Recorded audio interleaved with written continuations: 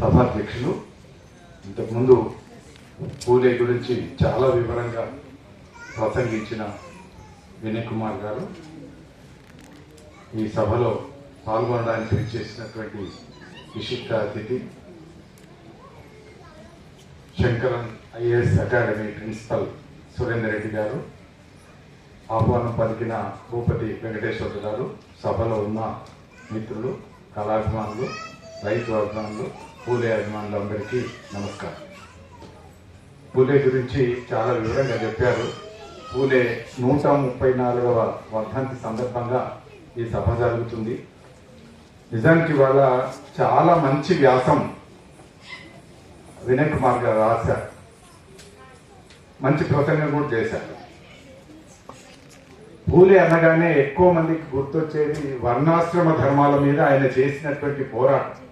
ఆయన రాసినటువంటి పుస్తకం గులాంగిరి అనేది చాలా ప్రాచుర్యం పొందినటువంటి పుస్తకం.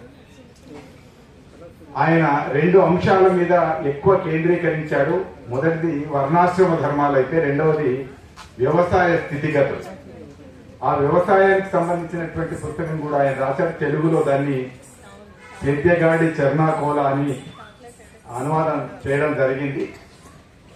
ఈ 2 పుస్తకాలు మనం పరిశీలించినప్పుడు చాలా వివరంగానే వారు మాట్లాడారు కనుక నేను ఎక్కువ వాటి గురించి మాట్లాడను. వర్ణాశ్రమ ధర్మాల వల్ల శూద్రులకు, అతి శూద్రులకు ఎంత అన్యాయం జరుగుతుందో, అట్లాగే పురోహితుల వల్ల, రెవెన్యూ అధికారుల వల్ల వ్యవసాయం చేసేటటువంటి రైతు కూడా అంతే కష్టం జరుగుతుంది, అంతే ఇబ్బంది జరుగుతుంది అనేది ఆయన చెప్పారు.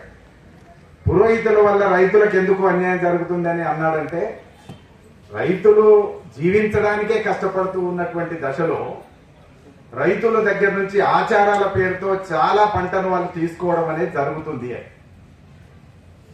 ఆ రోజున వాళ్ళు పండించిన పంట వాళ్ళు తినడానికి ఉన్నా ఉండకున్నా, తిన్నా తినకున్నా, రాజుగారికి, పురోహితులకు లేదా ఇతర అధికారులకు కూడా కట్టబెట్టాల్సిన, వాళ్ళ కొలవాల్సినటువంటి ఒక దుస్థితి ఉండేది. అది ఆచారాల పేరుతో ఎట్లా దోచుకుంటున్నారు, ముఖ్యంగా పుట్టినరోజులకు కానీ, చచ్చిపోయినప్పుడు కానీ, లేదా పెళ్లిళ్ళకు కానీ ఎట్లా తీసుకుంటారు అనేటువంటిదంతా కూడా దాంట్లో చెప్పారు. రైతును కేంద్రంగా చేసుకుని మాట్లాడినటువంటి సంఘ సంస్కర్తలు దాదాపుగా మరి నా దృష్టిలో కూడా లేరు. వారు కరెక్ట్ గా చెప్పారు. చాలా కీలకమైనటువంటి వాడు, వ్యవస్థకు అతి పురాతన కాలం నుంచి ఇవాళటి దాకా, వర్తమాన కాలం దాకా అతి కీలకమైనటువంటి వ్యక్తి ఎవరంటే రైతు. రైతు లేకపోతే ఎవరికి అన్నం లేదు, ఎవరికి ఆహారం లేదు, ఎవరు జీవించలేరు. కానీ ఆ రైతుకు సమాజంలో ఇచ్చినటువంటి స్థానం మాత్రం చాలా తక్కువ స్థానం, చాలా చివరి స్థానం ఇచ్చినటువంటి స్థితి ఉంది. దాన్ని దృష్టిలో పెట్టుకొని ఆయన స్వయంగా పొలంలో దిగి వ్యవసాయం చేసినటువంటి వాడు కనుక కేవలం చదువుకొని దాంట్లోంచి వచ్చినటువంటి మేధావి కాదు ఆయన, కేవలం సంస్కర్త మాత్రమే కాదు ఆయన, స్వయంగా శ్రమజీవి. వాళ్ళ నాన్న గోవిందరావు గారు ఎట్లానైతే పొలంలో కూరగాయలు పండించడం కానీ, పూలు పండించడం కానీ ఎట్లయితే చేశారో, ఈయన కూడా పొలంలో దిగి పనిచేశాడు. పనిచేసి కూరగాయలు పండించాడు, పొలంలో పూలు పండించాడు. ఆ పూలను తీసుకెళ్లి మార్కెట్లో పెట్టినప్పుడు మార్కెట్లో జరుగుతున్నటువంటి దోపిడీని కూడా ఆయన గుర్తించాడు. బహుశా వాళ్ళ నాన్న గాని ఆయన గాని పూలకు సంబంధించినటువంటి వ్యాపారం చేసినారు కనుకనే ఆయనకి పూలే అనే పేరు వచ్చింది. వాళ్ళ కుటుంబానికి వాళ్ళ ఇంటి పేరు పూలేగా వచ్చింది. అంతకుముందు వేరే ఇంటి పేరు ఉండేది అని చెప్పి చదివారు. కాబట్టి ఈ కోణంలోంచి మనం చూసినప్పుడు ఆయన స్వయంగా రైతు అయి ఉండడం వల్ల, ఈ శ్రమదోపిడికి గురై ఉండడం వల్ల రైతు గురించి ఎక్కువ మాట్లాడినాడు. దానికోసం ఒక పుస్తకం రాశాడు. ఆ పుస్తకంలో రైతుకు సంబంధించినటువంటి అనేక అవస్థల్ని చెప్పడం మాత్రమే కాకుండా పరిష్కారం కోసం కూడా సూచన చేశాడు. దాంట్లో పాఠశాలల్లో చదువు నేర్పాలి శూద్రులకు అనేది ఒకటైతే, ఆ చదువులో తప్పనిసరిగా వ్యవసాయానికి సంబంధించి, రైతుకు సంబంధించినటువంటి పాఠాలు కూడా ఉండాలని చెప్పారు. అది విశేషం.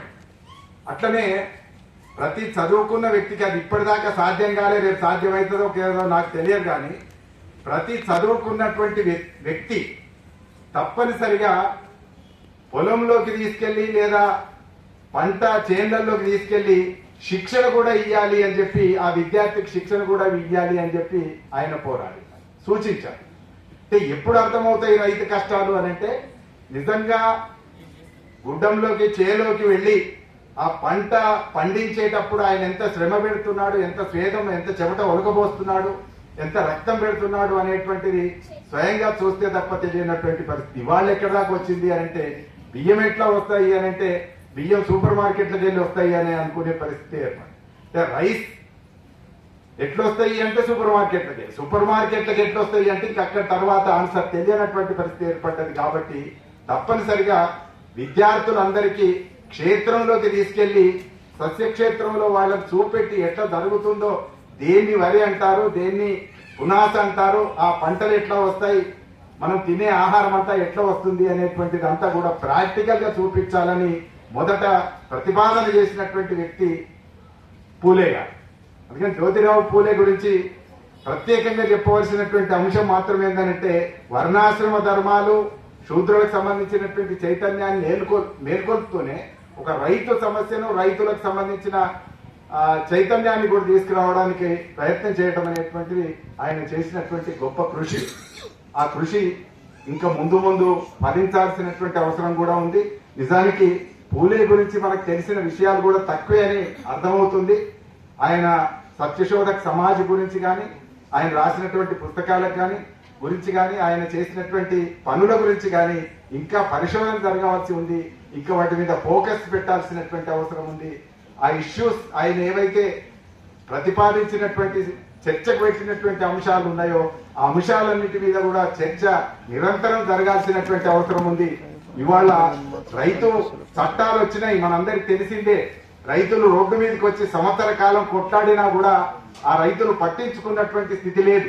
ఆ చట్టాల వల్ల ఎంత అన్యాయం జరుగుతుంది అని చెప్పి రైతులు ఒక సంవత్సర కాలం పాటు ఢిల్లీ రోడ్ల మీద కొట్లాడినా కూడా చాలా మంది కళ్ళు మూసుకుపోయినటువంటి ఛాందసవాదులు ఏం మాట్లాడినారంటే, రైతులకు ఏం కష్టాలే లేవు, ఉన్న కష్టాలన్నీ ఎవరికి ఉన్నాయి అని అంటే కేవలం భక్తులకు మాత్రమే ఉన్నాయి, హిందువులకు మాత్రమే ఉన్నాయి అని చెప్పి మాట్లాడినటువంటి స్థితి చూశాం.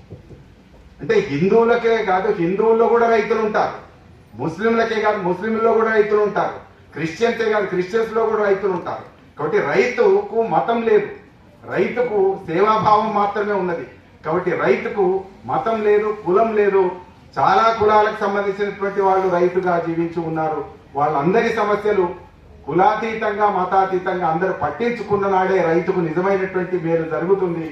ఎప్పుడో అని ఉండవచ్చు, జై జవాన్ జై కిసాన్ అని ఇద్దరికి సమానమైనటువంటి స్థానం ఇవ్వచ్చు, కానీ ఇవాళ జవాన్కి ఇచ్చినటువంటి స్థానం కూడా రైతుకి ఇవ్వనటువంటి పరిస్థితి ఏర్పడ్డది. కాబట్టి జై జవాన్ అన్నటువంటి నోటితోనే, జై కిసాన్ అన్నటువంటి నోటితోనే జై కిసాన్ ను పట్టించుకోవడం చాలా అవసరమని పూలే మనకు చెప్పాడు. పూలే వర్ధంతి సందర్భంగా మరొకసారి జై కిసాన్ అనే నినాదం చేస్తూ, కిసాన్ బతికుంటేనే, కిసాన్ క్షేమంగా ఉంటేనే, కిసాన్ రైతు ఆత్మహత్యలు మానుకొని ఆయన నిరంతరంగా పంటలు తీసినప్పుడు మాత్రమే సమాజం బాగుంటది, ప్రజలు బాగుంటారు, వ్యవస్థ బాగుంటది. కాబట్టి ఎద్దేడిసిన వ్యవసాయం లేదా రైతేడిసిన వ్యవసాయం బాగుపడదు అని చెప్పి తెలంగాణలో సామెత ఉన్నది. ఆ ఎద్దు ఏడుస్తున్నటువంటి పరిస్థితి అయితే వచ్చేసింది. ట్రాక్టర్లు వచ్చి ఎద్దులు ఏడ్చేసి దాదాపు ఎద్దులన్నీ పక్కకు తొలగిపోయినాయి. కానీ ఇంకా రైతు ఏడుస్తున్నాడు. రైతు ఏడుపును పట్టించుకోవాల్సిందిగా మీ అందరినీ కోరుతూ, రైతు అంశాన్ని మరింత విస్తృతంగా వ్యాప్తిలోకి తేవడానికి నా వంతుగా ఒక రచయితగా నేను ఒక అన్నదాత అనే నృత్య రూపకం రాయడం జరిగింది. ఇందిరా పరాశరం అనే త్రైలోక్య ఆర్ట్స్ అకాడమీకి సంబంధించినటువంటి కూచిపూడి నృత్యకారిని వచ్చి అడిగినప్పుడు అన్నదాత కష్టాలన్నిటిని కూడా ఏకరువు పెడుతూ అవన్నీ కూడా మనకి ఈ నృత్య రూపకంలో వచ్చేటటువంటి విధంగా దాన్ని రూపొందించడం జరిగింది. అది మీ అందరి ముందు ఈ పూలే వర్ధంతి నాడు మీ అందరి ముందు ఉంచడం అనేటువంటిది నాకు చాలా సంతోషాన్ని కలిగిస్తున్నది. నేను మొదట అనుకున్నాను పూలే వర్ణాశ్రమ ధర్మం కదా, మరి ఇక్కడ రైతు అనే, కానీ ఆయన వర్ణాశ్రమ ధర్మాలకు వ్యతిరేకంగా ఎంత పోరాటం చేశాడో, రైతు చైతన్యం కోసం కూడా అంత పోరాటం చేశాడు. కనుక ఈ సందర్భంగా మరి ఇక్కడ జ్యోతిరావు పూలే వర్ధంతి కమిటీ కానీ, లేదా టీపీఎస్కే కానీ, లేదా ఈ శంకరన్ ఐఏఎస్ అకాడమీ కానీ, సుందరయ్య విజ్ఞాన్ భవన్ కానీ, వీళ్ళందరూ కలిసి సంయుక్తంగా నిర్వహిస్తున్నటువంటి ఈ కార్యక్రమంలో పూలేకు జోహార్లు ప్రకటిస్తూ మనం అన్నదాతను చూద్దాం, అన్నదాతను నిలబెట్టుకోవడానికి ప్రయత్నం చేద్దాం. నమస్తే. నందిని సుందరి గారికి ధన్యవాదాలు. ఇప్పుడు ఐఏఎస్ శంకరన్న అకాడమీ